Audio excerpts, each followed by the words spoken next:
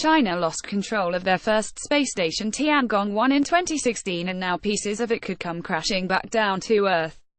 Research organization Aerospace Corporation recently predicted the station could re-enter our planet's atmosphere sometime around the middle of March.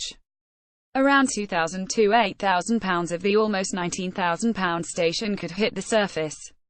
Tiangong-1, or Heavenly Palace, was the first station China built and launched.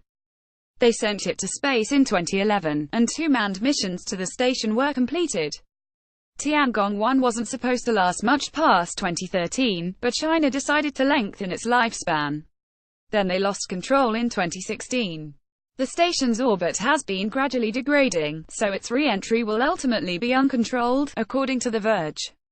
Related, ESA unveils magnetic space tug to corral broken satellites drifting in space. All this may sound like really bad news. And it's true that thousands of pounds of Tiangong-1 could make it back to Earth. But multiple space agencies have been tracking the station, and think it may crash down between 43 degrees north and 43 degrees south latitude, a region largely covered in ocean. Most of the land in that area is also unpopulated. In the Aerospace Corporation's map shown above, there's a 0 probability of trash re-entry in blue areas. Green areas have lower probability and yellow areas have a higher probability. But the organization said, when considering the worst-case location yellow regions of the map, the probability that a specific person, i.e., you will be struck by Tiangong-1 debris is about 1 million times smaller than the odds of winning the Powerball jackpot.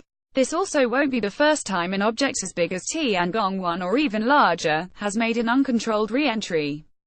Phobos Grunt, an almost 30,000 pound Russian spacecraft intended for a trip to Mars, failed and plummeted to Earth in 2012. And NASA's almost 160,000 pound Skylab, their old space station, also made an uncontrolled re-entry, according to The Verge. Humanity has been launching rockets for around 50 years, and a single person is known to have perhaps been struck by space trash in all the time. In 1997, Lottie Williams was taking a walk in Tulsa, Oklahoma when metal fragment hit her shoulder, and according to Wired, NASA confirmed the time and place were consistent with the re-entry of a second-stage Delta rocket, although the shard wasn't ever positively identified, and Williams wasn't injured.